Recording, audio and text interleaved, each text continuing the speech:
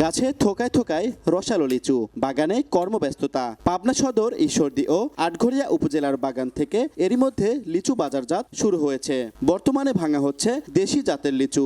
এক সপ্তাহ পর বাজারজাত শুরু হবে বোম্বাই, চায়না সহ সব বিদেশি জাত। তবে বাগান মালিকরা জানান, চলতি গ্রীষ্ম মৌসুমের খরতাপে গাছের ফুল ঝরে যাওয়ায় উৎপাদন কমে গেছে। বৃষ্টি নাই, রোদ্দুরের কারণে আসলে লিচুটা যা আশা করছিলাম আমরা সেই মোতাবেক লিচুটা পাই নাই। চলমান বাজারে প্রতি হাজার লিচু বিক্রি হচ্ছে 2600 থেকে 2800 টাকা দরে। ব্যবসায়ীরা জানান, বর্তমান বাজার দর অব্যাহত থাকলে লাভবান হবেন সংশ্লিষ্টরা। লিচুর ব্যবসা মোটামুটি ভালো, কিন্তু লিচুর দাম বেশি, গাড়ি ভাড়া বেশি। তবে কৃষি বিভাগ বলছে, লিচু উৎপাদনে এবছর জেলার বিগত 20 বছরের রেকর্ড ভেঙেছে। ফল সংগ্রহ করার পর থেকে আমরা তাদেরকে যাবতীয় পরিচর্যা দিব, যাতে করে আগামী বছর তারা এইরকম উন্নত মানের লিচু উৎপাদন করতে পারে। কৃষি বিভাগের তথ্য মতে পাবনায় 4721 হেক্টর জমিতে লিচুর বাগান রয়েছে।